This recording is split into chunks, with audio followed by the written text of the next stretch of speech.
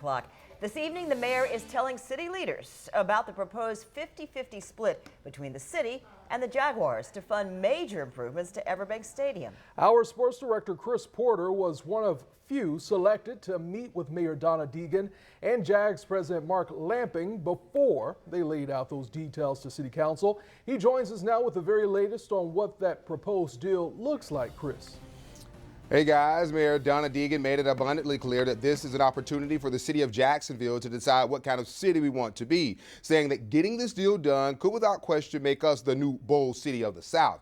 Now this stadium of the future, which will cost between $1.2 and $1.4 billion, will be split 50-50 between the city of Jacksonville and the Jaguars. It looks uneven here.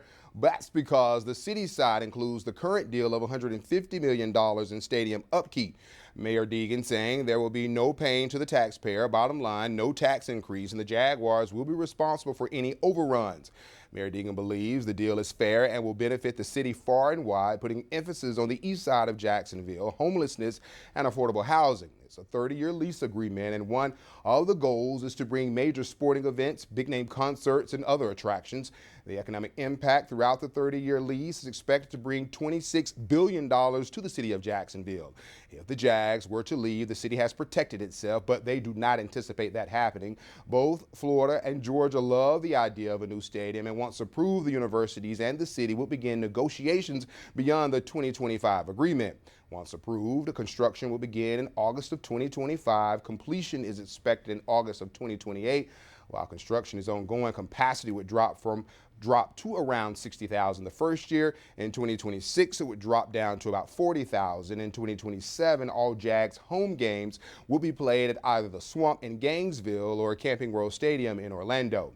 When it comes to international games, there will never be any fewer than 7 home games with what we know now.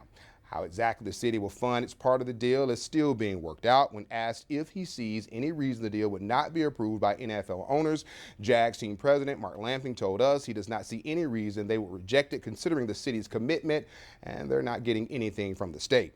Zach Wilcox picks up our team coverage live from Everbank Stadium. Zach, the city council has a big decision to make now.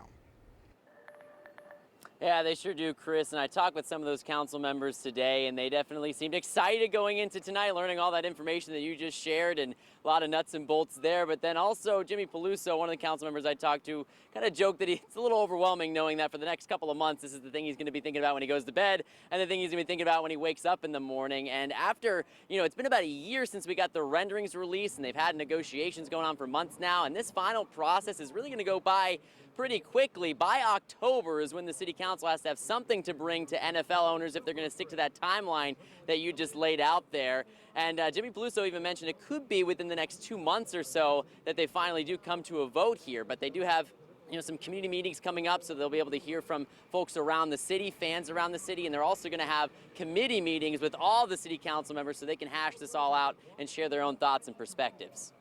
Everyone wants to keep an NFL franchise here. Everyone does. We all know, what the Jaguars bring to the city.